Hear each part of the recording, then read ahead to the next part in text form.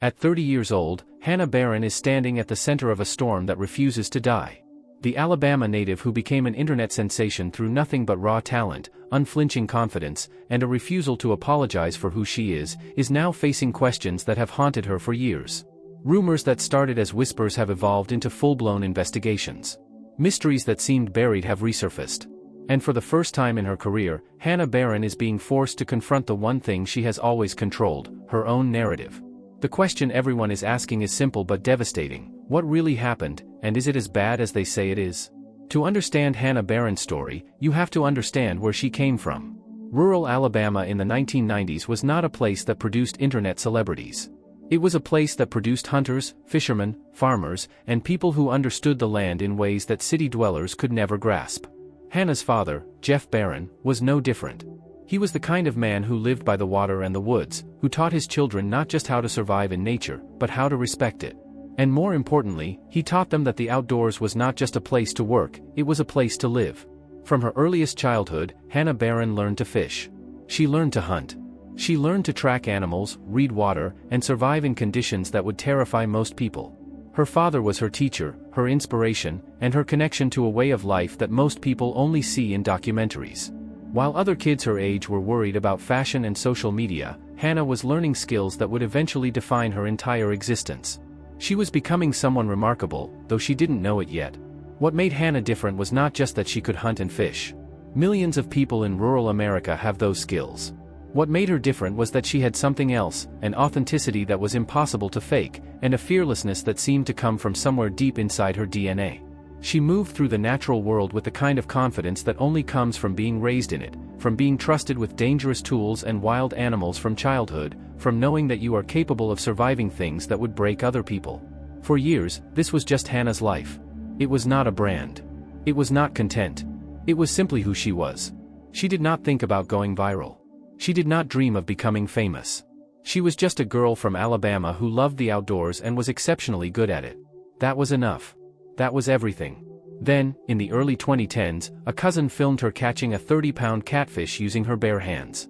The technique is called noodling, and it is about as dangerous as fishing can be. You wade into murky water, feel around for catfish hiding in the mud and vegetation, and when you find one, you literally grab it and wrestle it out of the water. It looks insane. It is insane. And Hannah did it like she had been born doing it. The video went online. And something extraordinary happened. The internet, which is usually cruel and dismissive, especially to women who do not fit traditional beauty standards or entertainment categories, instead became obsessed. Here was a young woman from Alabama doing something that most people would consider completely insane, doing it with perfect technical skill, and doing it with a smile on her face like she was having the time of her life. People did not know what to make of her. And that confusion, that inability to categorize her, made them watch. They watched, and they kept watching. The videos started multiplying. Hannah catching bigger catfish. Hannah fishing in dangerous waters. Hannah setting records. Hannah surviving situations that seemed designed to kill her. With each video, her following grew. News outlets started covering her. Major publications wanted to talk to her. Brands wanted to work with her. And suddenly, Hannah Barron was no longer just a girl from Alabama. She was a phenomenon. By her mid-20s, Hannah Barron was one of the most recognized outdoor personalities on the internet. She had millions of followers. She had sponsorship deals. She had merchandise. She was invited to talk shows. She was recognized in public. The viral moment that had seemed so random, so impossible to predict, had transformed into something permanent. Hannah Barron had become famous. She had become a brand. She had become, in many ways, untouchable. But here is the thing about viral fame. It is intoxicating, but it is also dangerous. When millions of people are watching you, millions of people begin to form opinions about who you are. They create narratives about your life. They make assumptions about your choices. They feel entitled to your story. And when you do not match the image they have constructed, when you make choices that do not fit their understanding of who you should be, they react. Sometimes with love. Often with fury. This is where Hannah Barron's story takes its darkest turn. Because viral fame, it turns out, is not a shield. It is a spotlight. And under that spotlight, every shadow becomes visible. In late 2018, Hannah Barron made a decision that would become one of the most scrutinized moments of her life. She got engaged to Ryan Horton, a fellow hunter and outdoor enthusiast who seemed, on the surface, to be a perfect match. He understood her world. He shared her passion for the outdoors. He was someone who could actually relate to the lifestyle she lived, the skills she possessed, the values she held. For fans who had watched Hannah's rise to fame with invested curiosity, the engagement felt right. It felt like the natural next chapter in her story. And then, almost as abruptly as it had begun, it was over. The engagement ended in late 2018, and Hannah Barron offered no explanation. There was no tell-all interview. There was no statement explaining what went wrong, what happened, or why she had changed her mind. She simply moved on, and the internet was left hanging. The questions multiplied. What happened? Why did he leave? Did she leave him? Was there infidelity? Was there abuse? Was there something too terrible to discuss publicly? The mystery became its own kind of entertainment, and people spent hours, days, weeks trying to piece together a narrative that Hannah herself refused to provide. This became a defining pattern in Hannah Barron's career. When something difficult happened, when something controversial emerged, when something threatened to derail her carefully constructed image, she did not respond the way the internet expected her to. She did not issue defensive statements. She did not go on crying podcasts. She did not create lengthy YouTube videos explaining herself. She simply existed, moving forward, refusing to be defined by other people's need for explanations. And somehow, this refusal to perform her own trauma or justify her private choices became the thing that made people respect her more. The years following the failed engagement were relatively quiet. Hannah continued building her brand. She released merchandise. She appeared on television shows. She built a massive following on social media. She became, in many ways, more famous than she had ever been. And yet, the mystery of what happened with Ryan Horton never truly disappeared. It lingered in comment sections and Reddit threads and YouTube videos made by people trying to solve the puzzle of Hannah Barron's life. Then, in 2024, something happened that shattered the relatively stable world Hannah had constructed. Her father, Jeff Barron, the man who had taught her everything, the man who was her inspiration and her connection to the life she loved, suffered a catastrophic fall from a hunting stand. The fall was severe enough that his life hung in the balance. For a moment, it seemed like the thing that had always felt invincible, Hannah's connection to her father and to the outdoors that defined them both, was about to be ripped away. This was not a public relations moment. This was not content. This was a genuine, terrifying brush with mortality. And for the first time in years, the internet saw a different side of Hannah Barron. She was scared. She was vulnerable. She was the daughter of a man she loved desperately, facing the possibility of losing him. And in that vulnerability, something shifted in how people perceived her. Her father survived. He recovered. But the experience had changed something fundamental in how Hannah approached her life and her career. The priorities that had seemed so clear before, the follower counts, the sponsorships, the viral moments, suddenly felt less important than the people she loved and the time she had with them. It was around the same time that something else happened. The internet, which had built Hannah Barron into a celebrity, began to turn against her in new ways. A viral post emerged mocking her southern accent, questioning her femininity, suggesting that she did not fit conventional beauty standards and therefore should not be treated as an icon. The attack was not unique. Women who gain power and influence online are routinely attacked for their appearance, their voice, their body, their choices. But the scale of it, the viciousness of it, seemed designed to hurt her in a way that previous criticism had not. And then Hannah Barron did something that shocked everyone who expected her to either collapse or fight back viciously. She acknowledged the criticism without accepting it. She did not apologize for her accent. She did not defend her femininity. She did not explain why she looked the way she looked or sounded the way she sounded.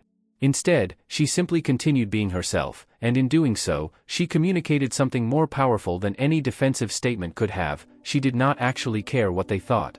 Her followers responded by abandoning the attackers and doubling down on their support of her. The attempted cancellation backfired spectacularly. The engagement numbers soared. New followers arrived. And Hannah Barron became, paradoxically, more powerful after the attack than she had been before it. This pattern would repeat itself.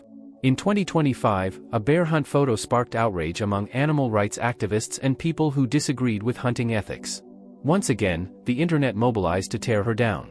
Once again, Hannah responded not with defensive fury, but with calm authenticity. She explained her position. She stood by her choices. She did not pretend to be something she was not. And once again, the attempted cancellation only strengthened her position and expanded her audience. What became clear through these repeated cycles was that Hannah Barron had discovered something that most people never understand: the antidote to internet toxicity is not defensive perfection or performative apologies. It is simply refusing to be redefined by people who do not know you and do not actually matter in your life. It is choosing to remain authentically yourself, even when the world is screaming that you should change. This is what made the Rumours at 30 years old so dangerous. Because by this point, Hannah Barron had built something that seemed unshakable. She had built a brand on authenticity itself. She had built a following on the principle that she would never apologize for who she was. And then the Rumours began to suggest that maybe, just maybe, who she really was might be something different from what she had presented. At 30 years old, the rumors that everyone had been whispering about finally surfaced into the open. And when Hannah Barron addressed them, she did not deny them. She did not soften them. She did not try to make them palatable to people who wanted her to be something different. Instead, she simply confirmed that yes, the rumors were true, and yes, it was complicated, and no, she did not owe anyone a detailed explanation of her personal life. This move, this refusal to perform contrition or surprise or damage control, was perhaps the most authentically Hannah Barron thing she had ever done. The rumors, as it turned out, were not the scandal that the internet had been constructing them to be. They involved her personal choices, her relationships, her business decisions, and the messy reality of being a human being rather than a carefully constructed social media persona. But here was the thing that confused everyone who expected her to crumble. Hannah Barron did not crumble. She did not disappear. She did not issue apologies or create elaborate explanations. She simply stood by her life and moved forward. This was the moment that crystallized everything her followers had been sensing about her all along. Hannah Barron was not interested in being perfect. She was not interested in fitting the mold that the internet had created for her. She was interested in living authentically, making her own choices, and accepting the consequences of those choices without needing external validation or forgiveness. And in an era where every celebrity is obsessed with managing their image, where every mistake is treated as a potential catastrophe requiring professional crisis management, this approach was revolutionary. While the rumors circulated and the internet debated what they meant, Hannah Barron was busy building something far more substantial than a viral following. Behind the scenes, she had been expanding her business empire in ways that most people did not realize. In partnership with her father, Jeff, she had invested in a CBD company, bringing legitimate business expertise to a growing market. This was not just another influencer cash grab. This was a thoughtful business decision made by people who understood product development and customer trust. She released merchandise lines that reflected her personality and her brand. Clothing, accessories, and other products that allowed her followers to become part of the Hannah Barron ecosystem in tangible ways. But again, this was not slapped-together influencer merchandise designed to extract money from fans. The products were quality. They reflected her aesthetic. They made sense. Then came a move that seemed to contradict everything people thought they knew about Hannah Barron. She launched a swimwear collection. For someone who had built her entire brand on muddy fishing videos, on noodling catfish, on hunting in the wilderness, on authenticity that seemed incompatible with fashion, a swimwear line seemed like a betrayal of everything she stood for. The criticism was immediate and vocal. Followers accused her of selling out. Critics said she was abandoning her authentic self in pursuit of money and mainstream acceptability. And then something interesting happened. Hannah Barron wore the swimwear. She was confident in it. She was comfortable in it. She was, in other words, authentically herself in a bikini doing normal things, without performing the hypersexy energy that most swimwear marketing demands. She was not trying to be a fashion model. She was not trying to appeal to a different audience. She was simply being a woman in a swimsuit, comfortable in her own skin, refusing to apologize for occupying space in a way that made people uncomfortable. The collection sold out. New followers arrived who had never watched her catch a catfish but respected the way she moved through the world without apology. And the original followers who had worried she was selling out realized that she was not selling out at all. She was simply living larger, refusing to be confined to a single category, refusing to be reduced to one thing. This expansion of her business interests revealed something crucial about Hannah Barron's true power. It was not based on viral moments or internet memes or the fleeting attention of masses of people. It was based on genuine trust. People believed that if Hannah Barron attached her name to something, it was because she actually believed in it. She was not going to exploit their loyalty for quick money. She was building something sustainable. And that trust was worth far more than viral moments. Privately, during all of this public drama and business expansion, Hannah Barron had found something else, a genuine romantic relationship that provided stability and personal fulfillment without requiring public fanfare. Paul Washer, a firefighter and Air Force aviator, was not an influencer or a public figure. He was simply a person who loved Hannah Barron for who she actually was, away from the cameras and the followers and the online scrutiny. They built a quiet life together, and the fact that Hannah did not turn this relationship into content, did not monetize it, did not use it as a vehicle for engagement, said something profound about her actual values versus her perceived brand. By 30 years old, Hannah Barron had accomplished something that most internet celebrities never manage. She had built a multi-million-dollar brand that was actually based on authentic living rather than performative authenticity. Every attempted cancellation had strengthened her position. Every rumor had ended up revealing nothing more scandalous than the fact that she was a complicated human being with a private life. Every criticism had only deepened the loyalty of her actual followers while repelling the people who were never going to respect her anyway. The formula was simple, though incredibly difficult to execute. Be authentically yourself. Do not apologize for who you are. Do not try to convince people who do not like you to change their minds. Build around the people who actually believe in you. Make decisions based on your own values rather than external expectations. And when the world tries to tear you down, do not respond with defensive fury or elaborate explanations. Simply continue being yourself, and let that be enough. This is what Hannah Barron's story at 30 reveals to anyone paying close attention.